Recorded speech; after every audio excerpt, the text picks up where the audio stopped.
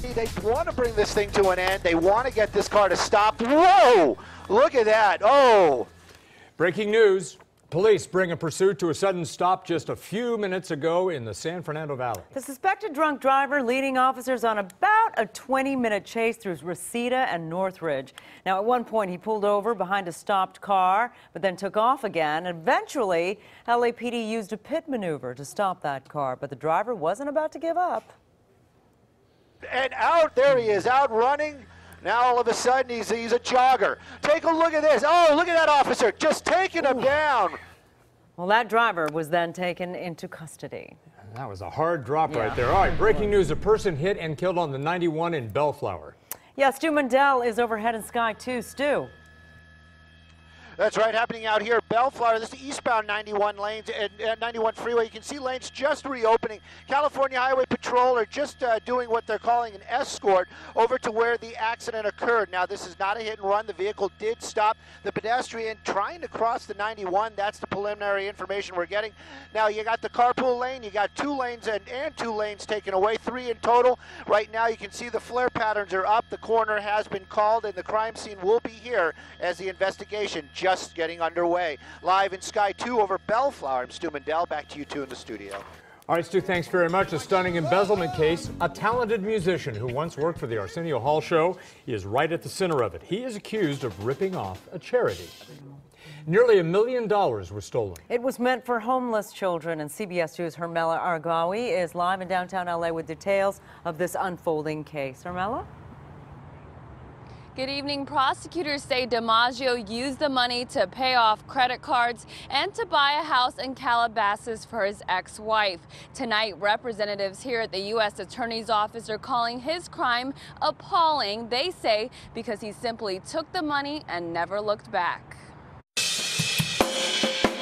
A former musical director for the Arsenio Hall show is facing criminal charges in federal court for allegedly stealing money from an overseas charity. He took the money, deposited it into his own account, never put it into an escrow account, and then spent the money on cars, living expenses, and purchasing a home for his ex-wife. The U.S. Attorney's Office says in 2016, a Bulgarian-based charity paid Robin DiMaggio $750,000 to put on a benefit concert in the country's capital. The concert was supposed to raise money for children displaced by war, but it never happened. Here's DiMaggio then making that promise. I reached out with my management and my connections to a few artists to finally put something together in Sofia that will raise awareness on a global level. According to the U.S. Attorney's Office, within weeks of receiving the money, DiMaggio, who was also a musical director for the United Nations, spent the cash on cars, credit card debts, as well as a house for his ex-wife. He then told the charity to delay the concert, but they asked for the money back instead. He said he would return the money as soon as the artists return their deposits, but the foundation has yet to receive a single dime from Mr. DiMaggio. DiMaggio was arrested by the FBI on Friday and made his first court appearance today. We reached out to his attorney but hadn't heard back as of airtime. If he's convicted, he faces up to 20 years in prison. Wow. Reporting live in downtown LA, Hermela Argawi, CBS 2 News. Hermela, thank you. Tonight, police are trying to track down the person behind a horrific case of animal abuse in Long Beach. Veterinarians are working to save a severely injured little dog who was tied in a trash bag and thrown into a dumpster. CBS 2's Rachel Kim is live in Long Beach, where she just spoke to one of the people who found the dog. Rachel? Well, Sharon, one vet here in Long Beach says this is the worst case of animal abuse she's seen in over 30 years. Fortunately, that puppy is alive and now recovering at this hospital. Now, this is video of 9-month-old Chloe, a Maltipoo Terrier mix. On Saturday, a Good Samaritan found her horribly beaten, tied up in a trash bag with rotting food in a dumpster in downtown Long Beach. The rescue groups Fix Long Beach and Sparky and the gang said when they first saw her, the entire side of her head was covered in bruises. They say they could see where someone had beat her in the head. They weren't sure if Chloe was going to survive, but they rushed her to the vet. Chloe was stabilized and is now responding to treatment. She will need leg surgery, possibly amputation. Rescuers are outraged that this happened because they say there are so many resources out there, shelters and rescue groups that will take dogs in. One volunteer described the condition they found Chloe in. And it turned out that she has a skull fracture. She probably has some broken ribs. They were worried that her neck was broken and her leg was snapped in half. Additionally, we found out that the horrible smell was not only because she was thrown away with old food scraps, but someone had urinated on her. Someone who is abusing a pet like this will move on to people. The rescue group Fix Long Beach will be covering her medical expenses here. They're also offering a $1,000 reward for anyone with information. Anyone with information about this crime is asked to call Long Beach Animal Care Services. Reporting live tonight in Long Beach, Rachel Kim, CBS 2 News. There are no words. No. Horrific. All right, the homeless problem is sparking more outrage tonight in the Southland. And tonight, L.A. Mayor Eric Garcetti is the one feeling the heat. CBS 2 political reporter Dave Bryan shows us what happened when the mayor tried to give a little speech at USC. Well, it didn't go so well. Yeah. Let me just put it that way. But this could have some political implications for the mayor. L.A. Mayor Eric Garcetti was at USC to deliver a keynote address on human rights. Just the kind of speech a mayor who's thinking of maybe running for president would want to make. But things went south fast when protesters loudly confronted him and shut down the speech.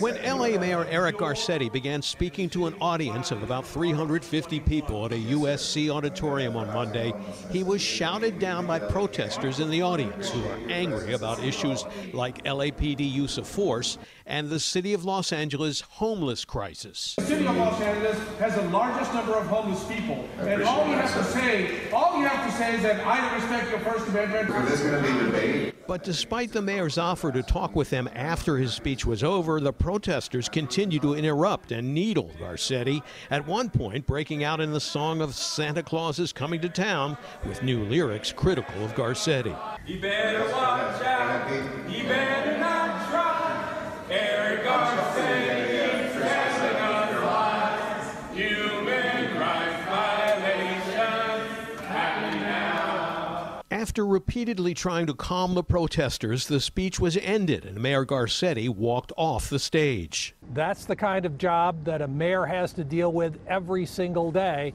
and that's why mayors have a hard time being elected president. The mayor's communications director put out a statement about the USC incident, claiming the mayor's dedication to ending homelessness in L.A. The mayor accepted an invitation to share his thoughts on the universality of those values, and it is unfortunate that a very small group of people denied the audience an opportunity to hear his remarks. Now, just a couple of months ago, the mayor was getting hammered at a town hall meeting on the homeless problem in Venice from people on the other side, those who did not want a homeless facility in their neighborhood.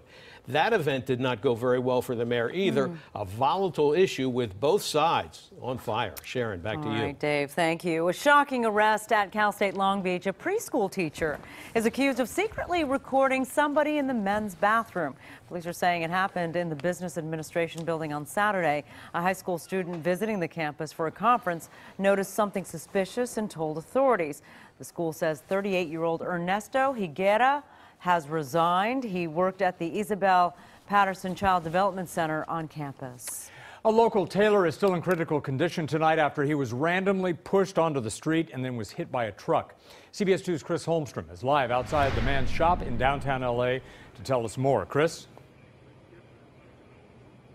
Yeah, the man who was attacked at complete random owned this tailor shop in downtown Los Angeles. It's called Albert Tailoring. Well, it's been closed since he was attacked last week.